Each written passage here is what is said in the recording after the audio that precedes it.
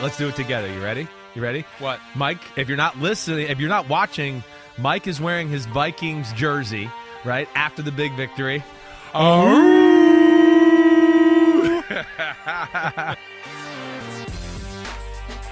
I thought we held that note longer than that.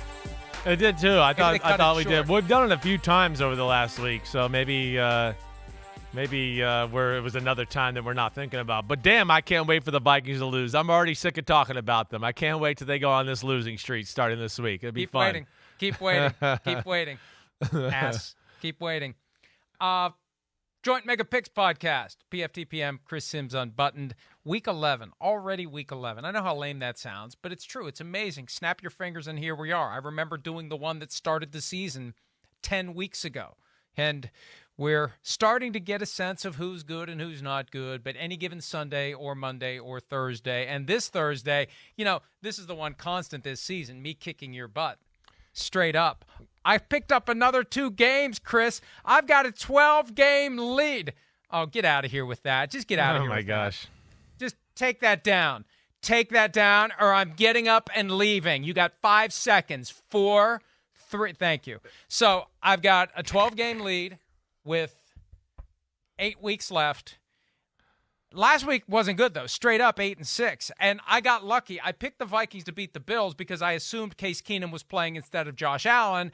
I figured I was going to lose that one, and I didn't. I felt good about the Steelers beating the Saints. That was the other one on which we disagreed. Good job by you. So, yeah. Man, do not go to Vegas, Chris. Wherever you take a vacation next, and I know you like to shut it down the week after the Super Bowl, which is good because I did too last year, which was kind of nice. 3-11 against the spread. Holy shit. It is. It's rough. I mean, it really is. I don't know what else to say. But, so I'm going back and looking at some of them like, okay, yeah, I took the Bills. All right, I lost that one. I took the Bucks to win, but what? All right, so that was okay. The Bears, I had them covering the spread, but, a bad call and a pick six, and all of a sudden they lose by 1. I had them winning 31-24. It's about where the game was. I'm not mad at it. Chiefs, Jaguars. I mean, the Jaguars had a million chances to stay within the 9.5 spread.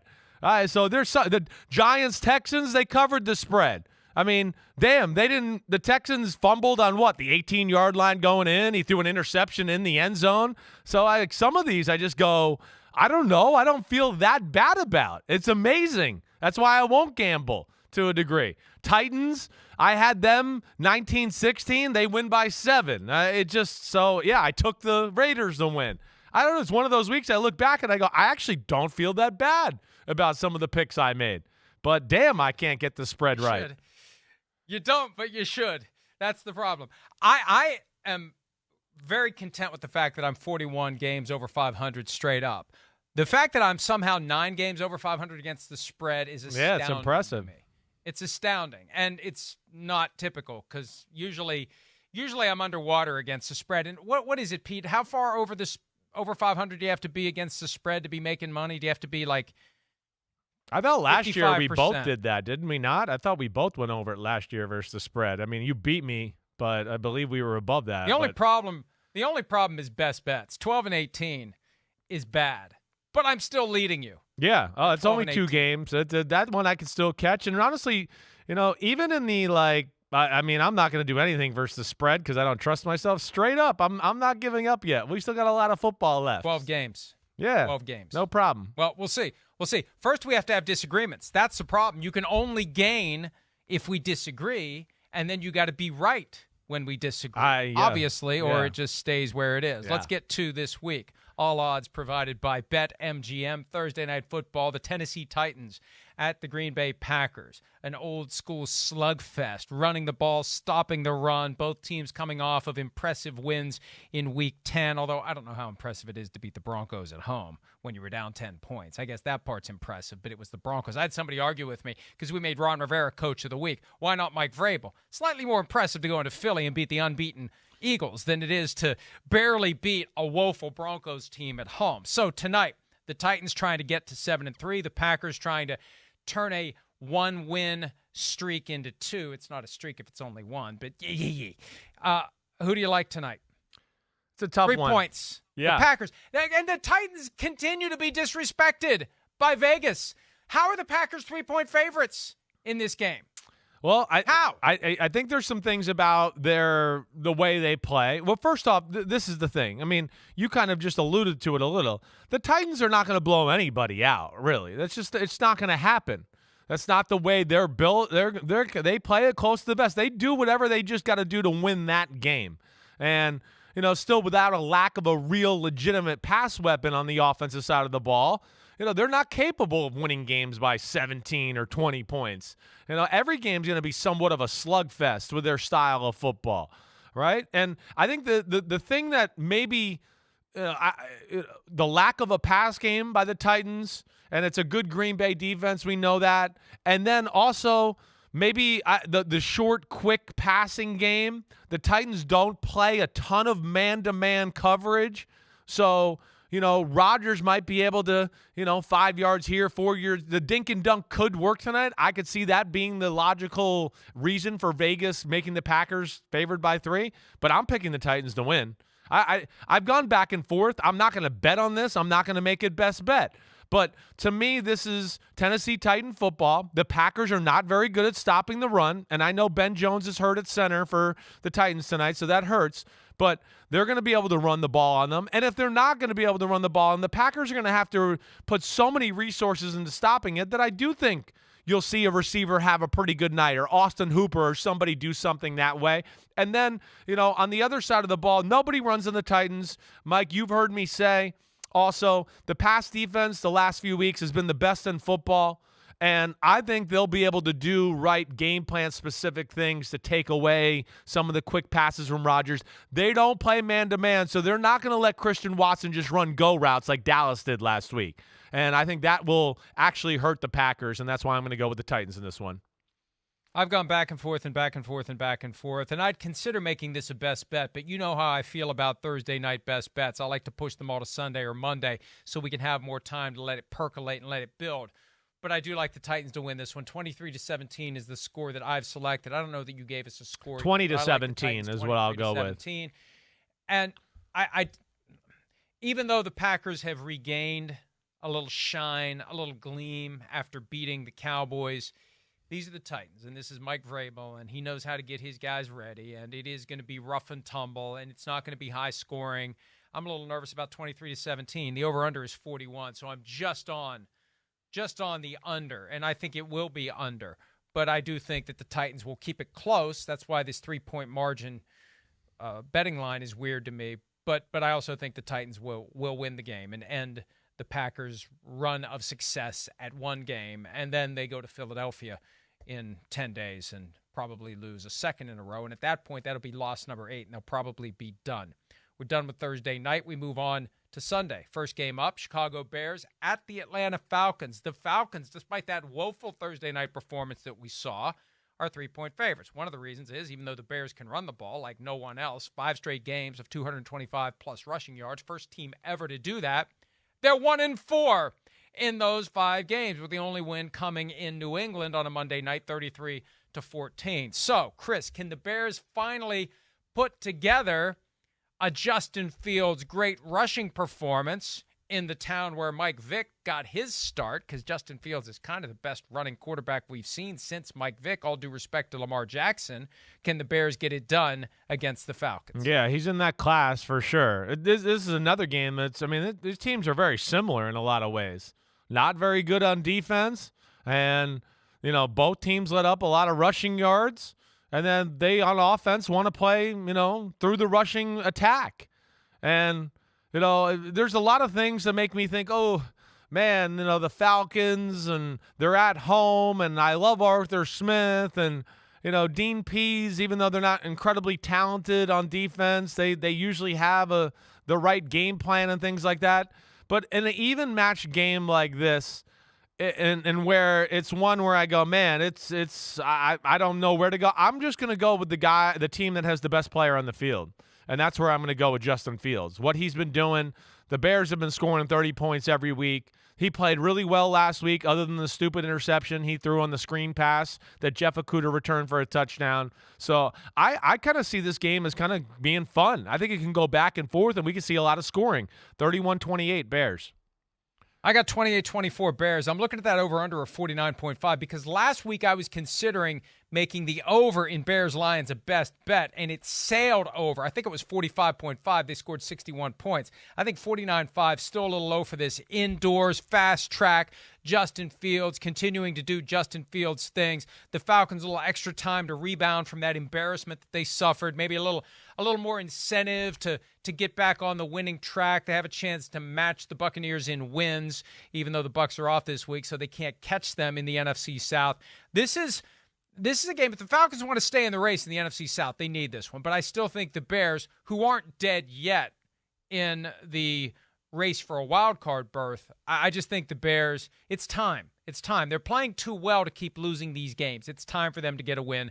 28-24, Chicago wins, although this one won't be a best bet for me because I could see it going either way. Yeah, I worry about the Falcons being pissed off, extra days, like the way they played. So that's another element that scares me that, again, I'm picking the Bears to win by 3, but, yeah, definitely not one I'm sitting here feeling real comfortable about.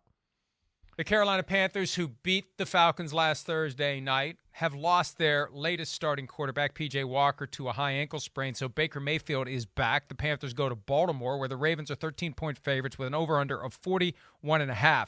It's weird to have that low of an over-under and that big of a spread. 13 points is a lot to give, but Baker Mayfield hasn't really impressed anyone this season during the time he did play. This is his latest second chance to prove to everyone he's still got it. Does he have it? Does he have enough to go to Baltimore and keep pace with a team that seems to be moving in the direction of high-end contender? They were off last week, so we've kind of forgotten about them. But the last time we saw them, they were dismantling the New Orleans Saints, Chris, and you said it yourself. Once they added Roquan Smith, this is a team to watch in the AFC. Yeah, I think they're a Super Bowl contender. They are one of those teams that I look at that have shown us the elite level of play where I go, oh, man, when they're playing their best, they look really good. And we're starting to see those slip-ups and those bad moments of play slowly dissipate and disappear altogether here. I mean, I like what the Ravens are doing. One, the Panthers, hey, we've seen that they can run the ball a little bit. I don't think they're going to run against the Panthers. The Baltimore Ravens, I don't see that. So that's like one part that, is not good for the Panthers, let alone we know their passing attack's not very good, right? So there's some issues there, all right? And then, yeah, and Mark Andrews, it doesn't sound like he's going to play, but, man, smaller Panthers defensive front against that Ravens huge offensive line and what they do, I think the Ravens dominate this game. I'm going Ravens 28-13.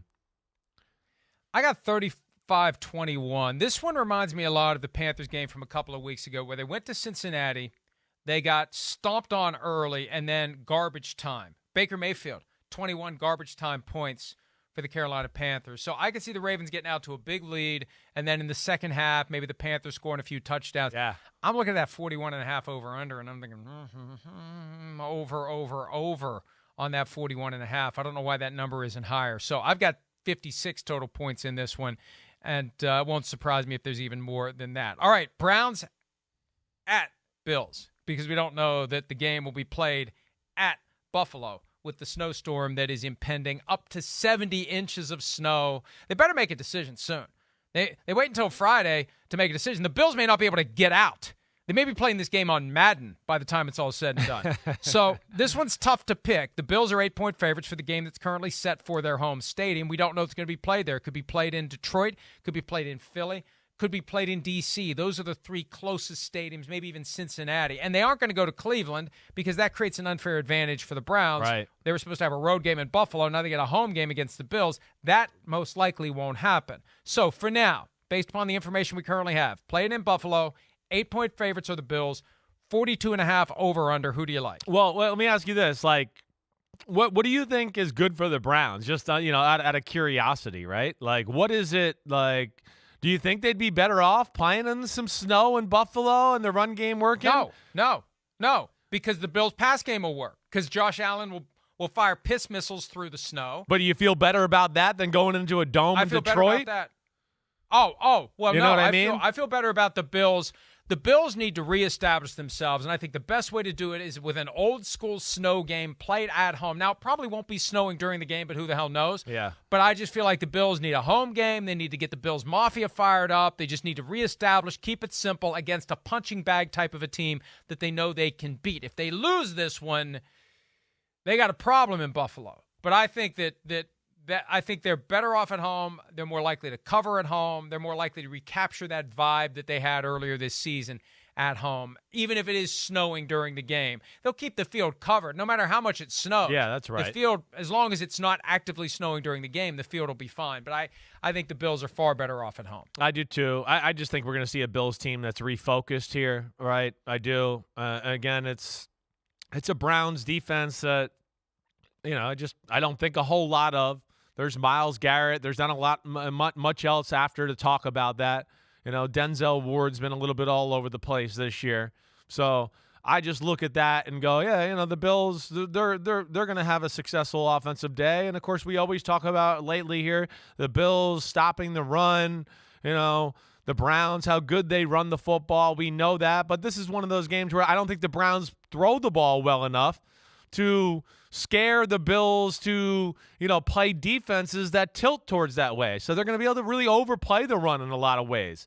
The Browns, oddly enough, do not have a great play-action pass game, which is very weird to me. It's either like power run or they get in the shotgun and have an empty 5-wide receiver set. And I just want to go, I don't understand what the mesh there is. It doesn't make sense to me. I'm taking Bills 27-17. I think they're going to be a pissed-off football team. Josh Allen will be focused, and they get back on the winning track. I've got Buffalo 31-20, and it's just an awkward time for the Browns. With Deshaun Watson back with the team at practice but not playing yet, it's just kind of a weird vibe. And they've got two difficult games, Bills and Buccaneers, before they get Deshaun Watson fully back Week 13 at the Houston Texans.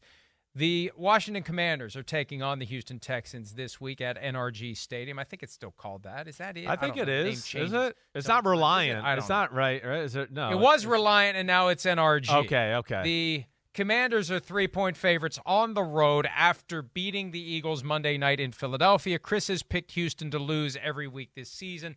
Not a bad move, given that they're 1-7-1. Are you picking the Texans to lose again? Well, yes. I mean, obviously.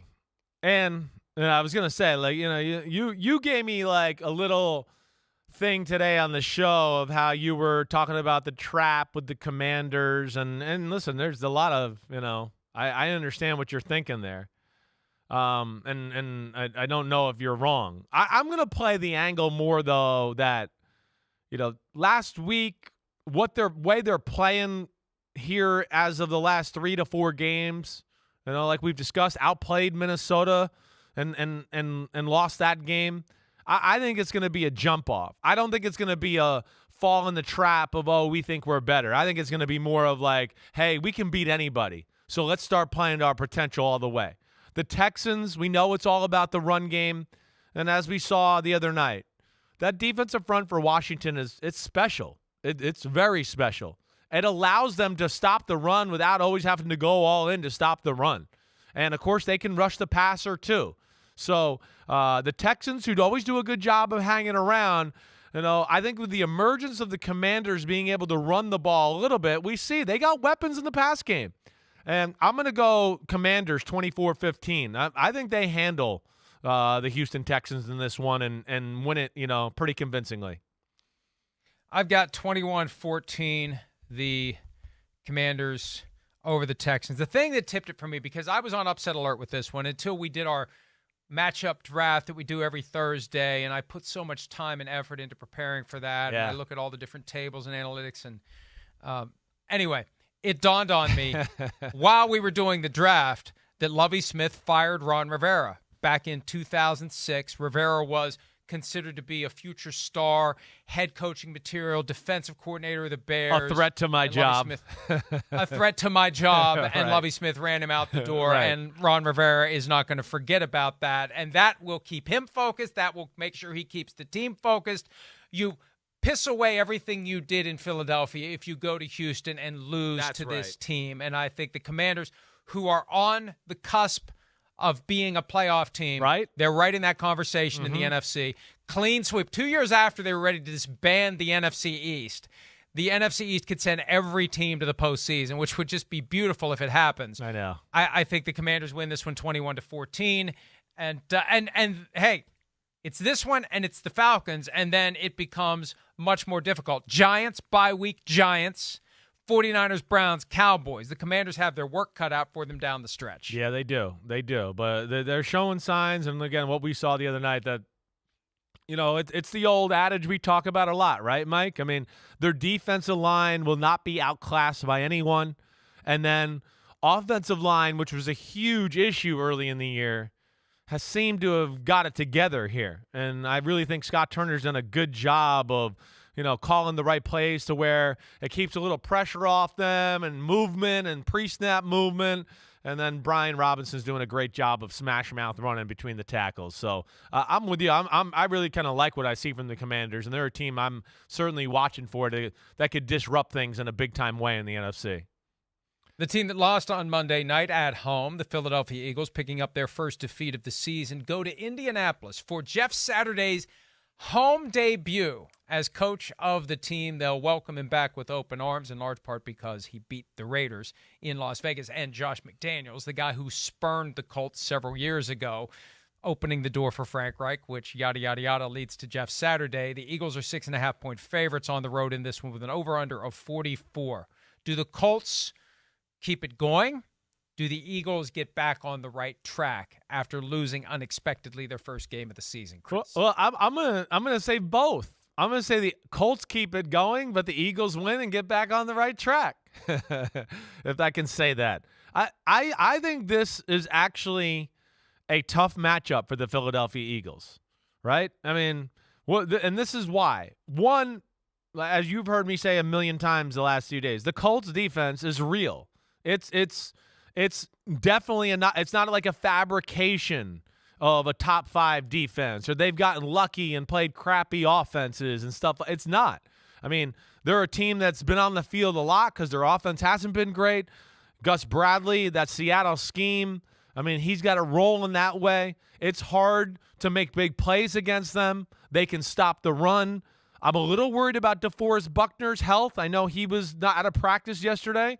He'd probably be man, if he can't play, it would probably change my opinion of the game a little bit, where I might give the Eagles another touchdown, honestly. So that's something to watch out for there. But I think their defense will keep it in it. And then it's hard not to watch that game last week and think Jeff Saturday did not have some effect on the offensive line, Mike. You heard me talk about it. One, it was the best game they played. They fired off the ball, right? He simplified the run game. They ran like 3 plays that they were good at. They weren't going to mess it up no matter how the Raiders lined up. And I think he'll continue that. It was more of a quick passing game. There was more an infusion of some RPOs to protect the offensive line from having to hold down the fort so long. The Philadelphia Eagles are still a better football team, but I'm going to go the Eagles 24-20. I think the Colts hang around a little bit. There's an item on the Athletics website about the imprint that Jeff Saturday put on the offensive line right out of the gates, calling them out in meetings, calling them out in practice, working and working and working to get them to basically make it a matter of pride. Right. And lo and behold, it worked. The old Just poker in the ass. See, those cows need it. They do. Offensive line, defensive line. That's the key to having a winning team. And when the offensive line is playing well, the running backs, the receivers, and the quarterbacks do so well that we lose sight of the fact that it was all brought to you by the 5 guys up front who had the poker applied to their ass and got it done. All right. I like the Eagles in this one, and I'm with you. I've got the needle thread, kind of. 6.5 points is not really a needle thread. It's a little bigger. It's a little bigger, a little easier to get that thread through. I'm going 20-16. Eagles win, but the Colts don't embarrass themselves and stay in the conversation in the AFC. And if they pull this one off, holy shit. Yeah. I've already said I'm applying for a head coaching job next week if they pull this one off. I might be off the show. If the Colts go 6-2, right, I've already committed to making a $10,000 donation to the charity of Jim Irsay's choice. Right. If they go 6-2 under Jeff Saturday. Right. And if they go 8-0 under Jeff Saturday, I'm getting a Colts logo tattooed on my ass. Oh, man. So, woo! For now, go Colts. But I'm going to get nervous here pretty soon if they don't start losing some football games. Okay, Jets at the Patriots. Patriots in last place in the AFC East, but would be in the playoffs if the season ended today. I always hate that. If the season ended today, that would mean something really bad happened, and they probably wouldn't be playing the playoffs anyway. I digress. The Patriots coming off of their bye. They beat the Jets 22-17 a few weeks ago and made Zach Wilson, the second-year quarterback of the Jets, look not very good in the process. The Patriots are 3-point favorites with an over-under of 38.5. Chris, do the Patriots get to 6-4 and drop the Jets to 6-4? It's a really interesting football game. And, watching back the first game and looking, again, Zach Wilson, they're horrible mistakes. Interceptions 2 and 3 especially. The first one I can live with. I mean, you're going to make mistakes. He was fading away off his back foot. He missed a target, interception. But the other two were outside the pocket, buy time, and let me just fit a ball into a window or a hole that does not exist. And it was stupid. It was full Tropic Thunder, as they say. All right. But here's the other thing about this. The Jets are more talented than the Patriots. And I think the Jets have a sense, a camaraderie and a fire about them this year that I don't think the Patriots have. Honestly, I don't. And again, we forget that game. It wasn't easy for the Patriots on the offensive side of the ball. And Mac Jones had a shamrock up his ass and threw the dumbest pick six ever and just got lucky that they hit him a little late, and that game was going to be big trouble for New England. I'm going with the Jets. I think this is a different Jets football team. I think they're sick of hearing about the Patriots being their daddy, and I think they finally got the team to go up there, answer the bell a little bit, get sick of all this shit and put this to bed a little. I'm going Jets 20-17 on the road in New England. Wow. Yeah. Wow. Yeah, gutsy. I think that the Patriots, with 2 weeks to get ready, generally are going to be very hard to beat. They've already beaten the Jets in New York. They haven't lost to the Jets since late in the 2015 season. This is not the way the Patriots kick off a stretch of 3 games in 12 days when they've got Jets at Vikings on Thanksgiving night, and then the following Thursday night, a visit from the Bills. I think the Patriots win this one. My score is 23-17. And, it's not going to be an easy game. And the Patriots offense is a far cry from what it was back in the heyday of Tom Brady and Randy Moss and Wes Welker and later Julian Edelman. But the defense is the key here. And look at what they did the last time we saw them to the Colts. They got Frank Reich fired. They made the Colts look horrible. They made Zach Wilson look like he never should have been the second overall pick in the draft, even though it was just a handful of plays. That's the thing. Belichick knows the game comes down to a handful of plays, and he finds a way to make those plays go his team's way. I think he'll do it on Sunday, and I think the Patriots get to 6-4 and get out of the basement in the AFC East. All right, let's move on to another uninspiring game. I said this earlier. It just reminds me of the old NFC West when the Rams and the Saints were in it together, and they both were horrible. I mean, you wonder why the 49ers were so good for so long. They had the Falcons, the Rams, and the Saints as the other 3 teams they had to worry about. Oh, it used to piss me off as a young kid. Yeah, it used to drive me crazy. There's my dad getting killed by, Washington, the Eagles, and the Cowboys, and there's Joe Montana getting to play, 6 preseason games every year against the rest of the NFC West. It used to drive me crazy. But yeah, you fatten up your record and you get the 1 seed. We've seen that with dynasties, right? Yeah. The Patriots really, they've got the benefit of that too. Nobody in the AFC East could compete at all for 20 years. So where they're finally in a year here, or last 2 years, where somebody has come up and risen to the occasion here. But yeah, you're right, and this does have that vibe, Mike. So it's an NFC West bad days reunion game. Rams at the Saints. And for a while, it was a hell of a rivalry. Right? Remember, greatest show on turf, and the Saints beat them in the playoffs, I think. And they, I think in 2000 the Saints knocked them off in the playoffs. So this once was a good rivalry, but not now. Rams are going to get Matthew Stafford back. Yeah, they go to the Superdome with Andy Dalton still the starting quarterback. We've documented very thoroughly how you feel about that. The Saints are somehow 3-point favorites in this one with an over-under of 39. Do the Saints get a win after looking not so good in Pittsburgh last week and very bad the previous Monday against the Ravens? Do the Rams finally turn things around? Who do you like? I don't think the Rams are really capable of turning things around. The Saints, again, I don't think they're going to turn it around. I've given up on that too. But there's some aspects in some games that I think they're going to match up well with teams. And I think this is one of them. I do. I'm going to take the Saints to win this one. I'm going to go 20-17. No Cooper Kupp now with a team that was having an issue throwing the ball as is before and can't run the ball. I don't see how it turns around this week, even though, again, the Saints defense has not been what I expected, certainly. But I don't think this is the week I don't think this is the week the Rams turn it around. I just don't see how they do it. I don't see how the offensive side of the ball can really muster up a whole lot. Now, the same conversation on the other side a little bit. Yeah, I don't really trust Andy Dalton all the way.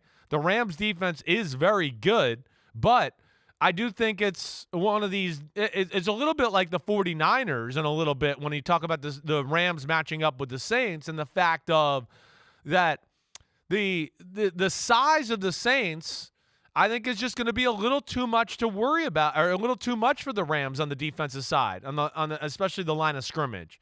That's where I worry about it. Now, the only thing I'm worried about here is the Saints have some injuries on the offensive line. Not like bad ones, but ones where, guys are banged up and missed practice a little yesterday. I think they're going to play for the most part, but I'm a little nervous about that. That would, if they end up missing 3 starters, I'd probably go Rams 20-17. But as it stands right now, and I'm expecting them to play, I'm going to take the Saints to win a ugly physical game 20-17 at home.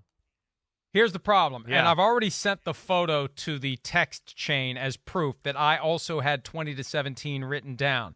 That was when the spread was 3.5. So we both were taking the Rams to cover, the Saints to win. We got a problem now because the spread is 3. I see that. Yeah. So what are we going to do? I'll let you go first. We both have 20-17, Saints winning. Who are we going to give that extra point to? I'm going to go 19-17 Saints. I'll go 19-17 Saints. I think if you're going to make me choose that, I'd go to the Rams to cover. I think I will do it. I don't know. So I'll go 19-17 Saints. In the interest of making it interesting, I'll go 21-17. Oh, well, there it is. That's what'll happen. That's just the way the year's gone. It'll be 21-17. Good news, Matthew Stafford's back. Right. Bad news, Cooper Kupp's gone. Yeah. Who the hell's he going to throw the football to? That's what I mean. Right? Yes. That's what I look at. And then you go, there's no running attack, and this is still a pretty good defensive line by the Saints. And, again, I think as much as the Rams, the defense, I like it, and the scheme and all that, this is one that, I don't know if the scheme helps you as much because it's just going to be about physical size and toughness in the trenches there. And I think that's where they're going to be in a little bit of a tough spot. And the thing about the Saints, they are so wildly inconsistent. Man, they are. You can never really get a feel for where they're going to be. They could come out and win this game 28-3, or they could lose this game 30-10. So I think that just because they've had 2 bad performances and they're coming home and the Rams are so down, and I feel like Sean McVay's probably having a hell of a time holding everything together right now. This is the team that's still on its extended victory lap from the Super Bowl.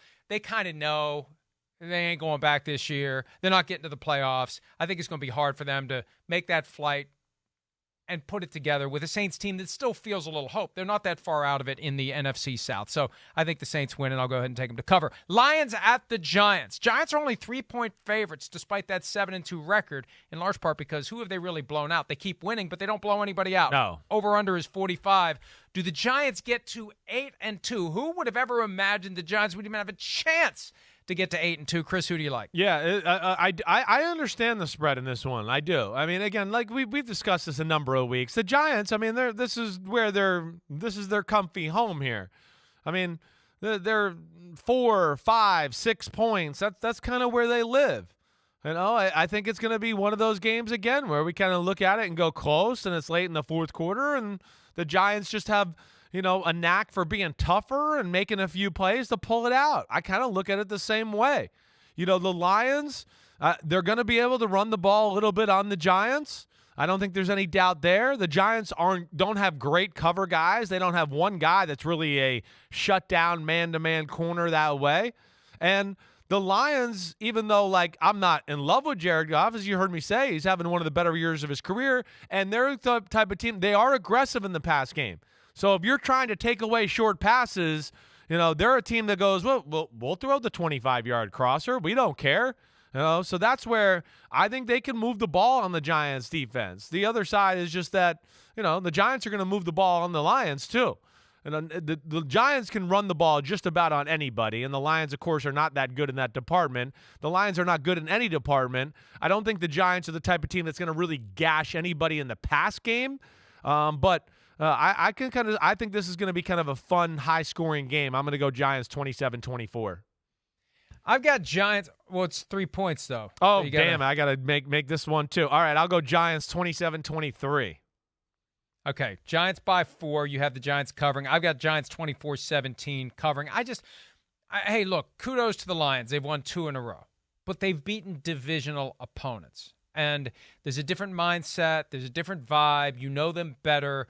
Going to New York, and they're kind of on house money now. They've saved Dan Campbell. There was talk about whether or not he's going to get fired. I just think this is going to be tough to do because the Giants really are a better team than anyone could have envisioned. Definitely. Kudos to Brian Daboll and Joe Shane, the coach and GM respectively, for taking a team that wasn't very good and making it into something that has become a borderline juggernaut. And they're not about to fall down against a team that they should beat. And I think they will cover. And I'm surprised it's only a 3-point spread, which has me considering this one for a best bet. Let's go ahead and take a break. The late afternoon games from Sunday, including a game that I wish I was able to attend, but my son will be there on my behalf. Cowboys at you better Vikings. make some videos. Blow the horn when PFTPM and Chris Simms Unbuttoned continues right after this.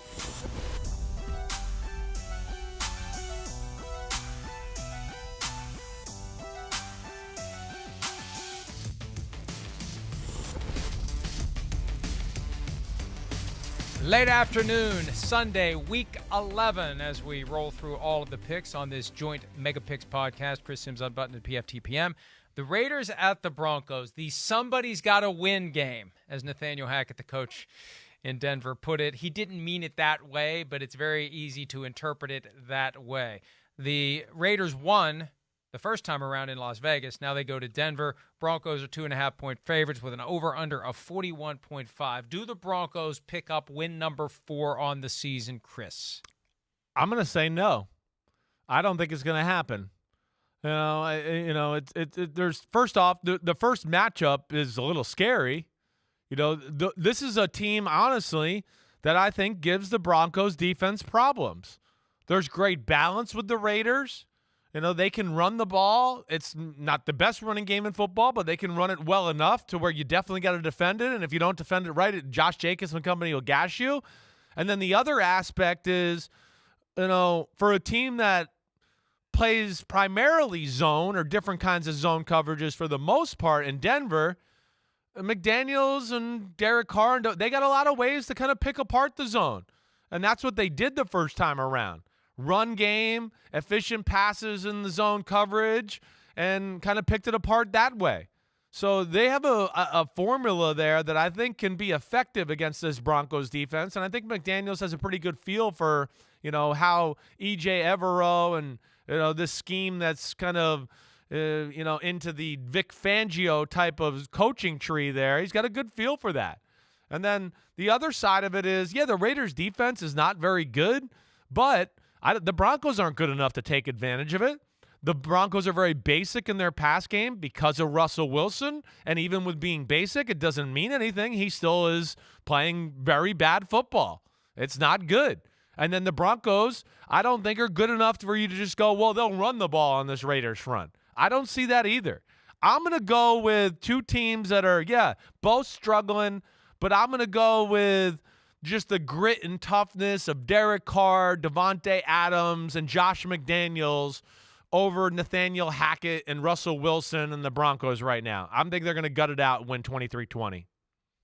And this is one we're going to disagree on because I just think the Broncos, even though both teams are failing, it feels like the Broncos are at least united and cohesive in their failure, if that makes any sense. Because the Raiders stink, and on top of it, you get mixed signals and mixed messages, and are people really buying in? That was the comment, essentially, that Devontae Adams made earlier this week. Derek Carr, similar remarks. Josh McDaniels, I don't know what they're talking about. So there's a disconnect there. But still, the Broncos, I had this vision. They're like the car that's stuck in the mud, and the only alternative is to just give it more gas. And it's just not working. No matter what the Broncos do, it feels like it's not working. But it should work this weekend against a Raiders team that, with everything that's gone on, it just feels like a dysfunctional mess. And Mark Davis isn't going to fire Josh McDaniels because he doesn't want to have to pay the buyout. They're just going to get through this season. I think Derek Carr may not be back next year the way this thing's currently going.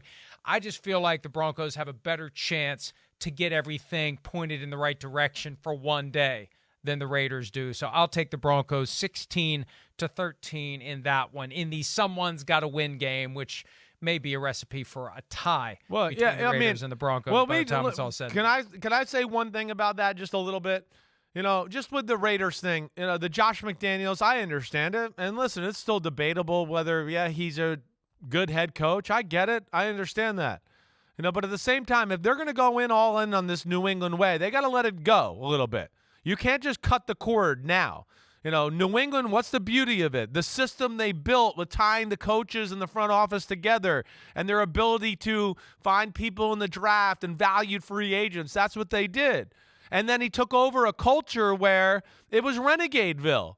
John Gruden doesn't have rules. Right? If you're good, he's just like, show up at any time you want. You can come to meetings late. You balled out on Sunday. And that's not the way. That's where the disconnect is. You never got the benefit of that, right, in Tampa. You had to be on time. Well, you didn't get the show up whenever you want. I did not. I maybe could have, like when, the year we went to the playoffs, if I probably could have got away with some stuff at the end of that year. But so now you're in the New England way, and some of these players have been spoiled by the John Gruden red carpet. I'm a good player. I can do whatever the I want. And McDaniels is coming in and being like, wait, I coach Randy Moss and Gronk and Tom Brady, and they don't do whatever the they want. They do what we tell them to do. Let me just say this real quickly. Yeah. And we've argued about this in the past. Yeah. But if they're trying to build something long-term, you don't go out and trade for Devontae Adams. You don't sign Chandler Jones. You don't create the impression you're trying to build on the playoff team from last year. So they made some mistakes from a personnel standpoint that created an unrealistic expectation. Next game, Cowboys at the Vikings. Somehow, the Dallas Cowboys are favored by 1.5. They are 3-0 all-time at U.S. Bank Stadium. Do they get to 4-0 in Minnesota's new stadium, which they may call that Jerry World before it's all said and done? I'm astounded that the Cowboys are favored. Chris, I think you know where I'm leaning on this one. You better be fucking leaning there. You better be. Where are you leaning? Yeah, I'm leaning against you, okay? Whatever way you're leaning on this one, I'm leaning the other way. I'm all about Jerry. And I want me some glory hole, okay? That's what I want. How about them Cowboys? That's what I'm going. All right. So I know I made you blush there on that one. I like it. I'm not blushing. No, I'm not blushing. I am going to pick the Cowboys here. I am. And again, I'm scared a little bit from what we saw last week that, hey, can the Vikings, can they run the ball and then force the Cowboys into these man-to-man situations where, it's one-on-one with Justin Jefferson, and then the result of that. That's not going to be a win for anybody on the Cowboys. I'm going to play the angle, one, of I don't think Minnesota's run game is as good as the Green Bay Packers. That's the first thing. And then the second thing, I think last week's going to make Dallas reevaluate and go, wait, we can play some run defenses, but we don't have to put our guy on an island against a guy that runs forward too and expect him to cover him everywhere. So let's come up with some creative, stop the run, 3 deep zones and things like that to help out a little bit. I think that's the approach we'll see, let alone I don't think they have to put all their eggs into stopping the run game basket against Minnesota. And then the other aspect is, your D is good, but I don't love it. You know that. I think this is going to be a close football game, a lot of fun. But Dallas, I think they are a good running football team. That's official. Dak Prescott did not play well last week. I think he bounces back. I'm going to go Cowboys 24-20. I got the Vikings in this one. You better. Now, I picked the Vikings last week. Well, I picked them last week to beat the Bills because I thought Case Keenum was going to play. We don't have that issue this time. Remember, it was last year that the Cowboys went up there with Cooper Rush. Right. And that was the game that really drove the wedge. There was already the wedge. That one blew it open between Mike Zimmer and Kirk Cousins because Zimmer was exasperated that Cousins was being too careful. Hey, I don't want to go for it in these moments because they've got Cooper Rush. We should be able to beat them. And the irony is that Cousins is now letting it fly. He's letting it fly like never before. It's just the right environment. Everything is lined up perfectly. And, the Vikings defense, I've got 30-27 because the Vikings defense, we've called defenses bend but don't break. Yeah. The Vikings are like break but don't lose because you got a horseshoe up your ass. That's too long to put on a T-shirt, but that's kind of how it is.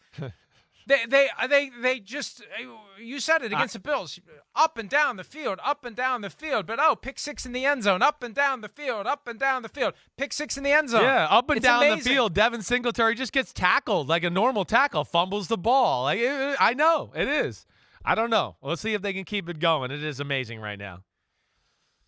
It just feels to me, and it's all subject to change. There's a long way to go. They may be peaking too soon, but that win on Sunday, I just feel like it unlocked something. It this coulda. team, and we'll see. We'll see if they can keep it rolling. Yeah. But my son will be there, and that dome is going to be a rockin'. Don't go a knockin'. It is going to be louder than ever in that place as they basically welcome them back after one of the most thrill regular season games we've ever seen. Oh, I thought Bengals at the Steelers. Yeah, son's not home this weekend. Something else might be rocking in the Florio household this weekend. I'm having fun this weekend. God.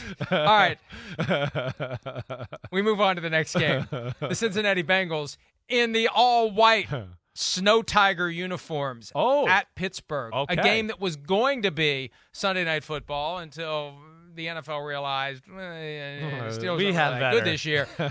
Bengals at the Steelers. -4 is Cincinnati. Coming off of their bye week, the Steelers have proven they can be very dangerous, especially at home. It's pasta and meatballs time. I had them beating the Saints last week, did. Chris. Do you have the Steelers finding a way to beat the Bengals this week? Gosh, I'm scared. I mean, the Steelers are one of these teams that between you and just the way they play and the occasional, out of nowhere victory and stuff, where every week I panic when I get to the Steelers game, and I'm always panicked too, just because you do have other than a few games early this year, for the last 3-4 years, you got a great feel for them. I'm going Cincinnati here.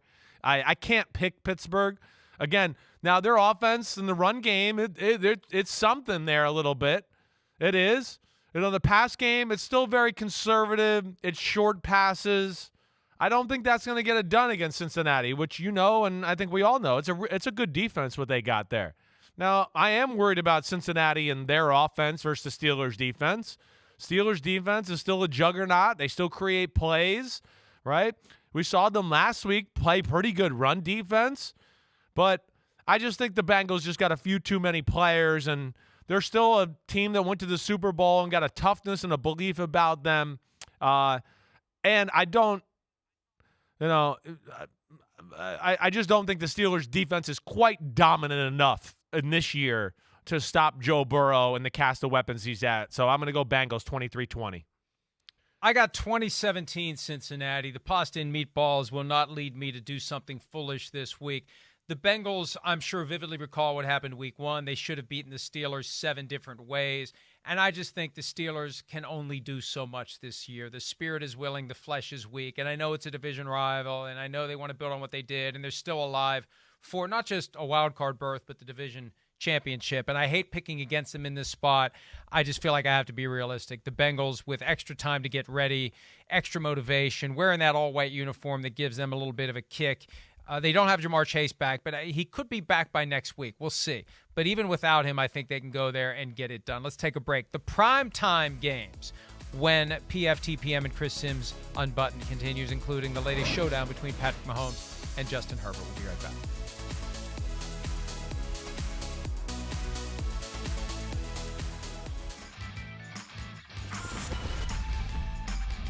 PFTPM, Chris Simms Unbuttoned, primetime games for Week 11. Sunday Night Football, the game that was flexed into the spot previously held by the Bengals and the Steelers. The Chiefs at the Chargers. 2 straight weeks for the Chargers in primetime. Chiefs are 6-point favorites in this one with a 51-point over-under, the highest of the week. They had a great game back in Week 2. Exciting. That's when Justin Herbert had the rib injury, gutted through it, almost won the game.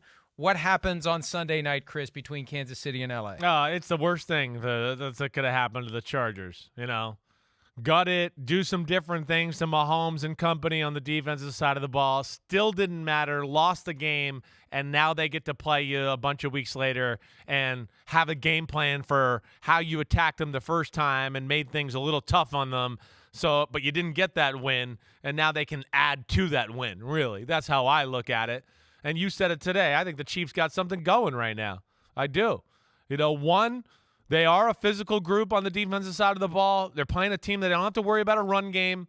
When they usually play teams where they go, oh, wait, it's throw every time or run every time, they play good defense. This would classify as that.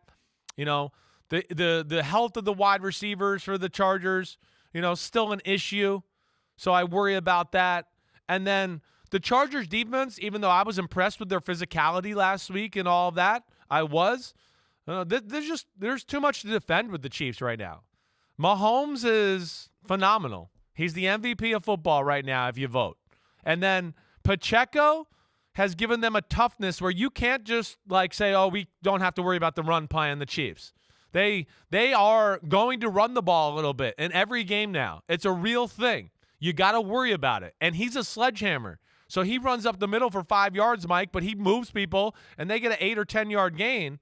And then I just look at that and go, then they got the sweeps and the screens and everything else to go along with it. I like the Chiefs 30-20 in this one. 35-27 Chiefs. I just think that the Chargers' 5-4 record is deceptive. They're not as good as the mark would suggest. I think the Chiefs complete the sweep, and they don't have anybody to worry about in the division. The question is, can they be the 1 seed in the AFC? That's what they're striving for now, and they're currently in the driver's seat. Thanks to the Bills losing 2 in a row, the Chiefs just keep going. We keep going on Monday Night Football. 49ers and the Cardinals getting together in Mexico City. I think the first time there was a Mexico City game, it was 49ers and Cardinals some 15, 16 years ago. The Cardinals are 8-point underdogs in this one. We don't know whether it's going to be Kyler Murray or Colt McCoy. There's a chance it could be Trace McSorley because McCoy has a knee injury to go along with Kyler Murray's hamstring injury. And the elevation, always an issue in Mexico City, 7,218 feet, 2,000 feet higher than Mile High. 49ers 8-point favorites. Do you like them to win, and do you like them to cover? I do like them to win. The cover is a different story to me. I think Arizona poses some problems for the 49ers. And you heard me say this today too. Vance Joseph has shown the ability to manage the Shanahan pre-snap movement, the tricks, the fake the guy this way, wait, we're running that way. He is creative, and he's an outside-the-box thinker, Vance Joseph, which, matches Shanahan, who's that guy too. So Shanahan can't always just play when I play this formation, they're going to play this. Because Vance is one of those guys who, he'll realize it and go, I'm going to change it up because he thinks I'm going to play this, and he got me a few times the last time. We're going to play a different style today. And that's where I give them a chance. And then their ability to kind of spread the field and spread that zone coverage of the 49ers out a little bit, I think gives them some issues. And they're a short, quick passing team and spread the field run team. I'm going to go 49ers 21-17. I got 28-13. I think they will cover. Look, between Christian McCaffrey and Deebo Samuel, it's just a matter of getting a little more time, making it click, making it work. I think the Cardinals, I know they're 4-6, but they don't feel like a 4-6 team. They feel like they're worse than that. And if Kyler Murray plays, I don't really even care. I only would change if McSorley plays. If Colt McCoy plays, it doesn't even really change my opinion, honestly.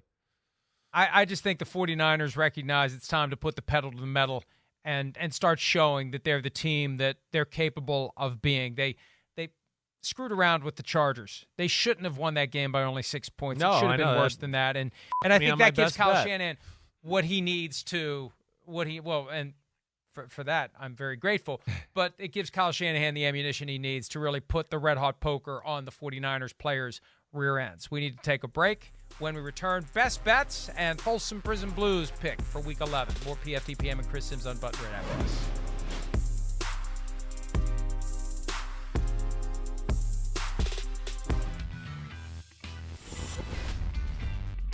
All All right, here we go. Final segment. We disagree on 3 games straight up, 5 against the spread. Let's see what the best bets may be. Chris, you are up. We pick 3 each, either against the spread or over under. What do you got? Well, I'm going to go with the Ravens, right? The Ravens, I know they're getting 13 points, but I'm going to ride it. I am. Yeah, I just think if they were getting 13 points, that would definitely be a best bet for me.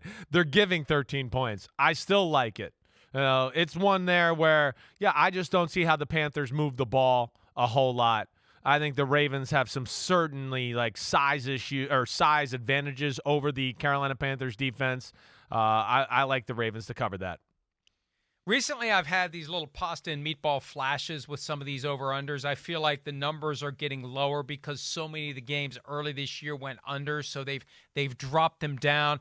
I'm taking the over in that game, 41.5. They're going to go over that, the Ravens and the Panthers. Even if it is Ravens get a big lead, Panthers score some garbage time points, I think they're going to go over 41.5. All right, what do you got else? Or what else do you got? Saying properly, guys. I'm going to go with the Commanders over the Texans. I am. I just, I look at it and go, wait, the Commanders have a little bit of a run game now. The Texans are not good at stopping the run. The Commanders have weapons that scare you in the pass game, and I think the Commanders' defense is really, really damn good. It's a 3-point spread by the Commanders. I think they cover easy. I like your New York Giants. Whoa. I told my son that if it's Giants-Vikings in the NFC Championship, you'll be there with us. He liked the text, which apparently means it's okay with him. That's how people communicate. Now, they don't even respond. They just like it. I guess that means it's Thumbs okay. up, Dad. I got the Giants giving 3 to the Lions. I think they'll at least win by a touchdown. What's your last one? My last one, I'm going to Estadio de Azteca, and I'm going to take the Cardinals to cover the 8-point spread that the 49ers are getting. I can't speak it. They're going to cover the 8-point spread. You know what I meant. The only thing I'll say is if it's Trace McSorley, just everybody back out. Don't do what I do here. I'm going as it's McCoy or Murray, but I like them to cover that spread. I like the Chiefs to cover on Sunday night against the Chargers. I feel like the Chiefs have hit a higher level. They sense what they can be. They're becoming what they need to be, and they could be headed to the Super Bowl. Who's your Folsom Prison Blues pick? The one game that we like straight up this week. Well, the Ravens. The Ravens over the me Panthers. Too. Yeah. Me too. Sorry. Ravens and Ravens. We actually finished with time to say goodbye. Usually we're running out the door See ya. with the final pick. Enjoy the game. Go See you next Cowboys. week.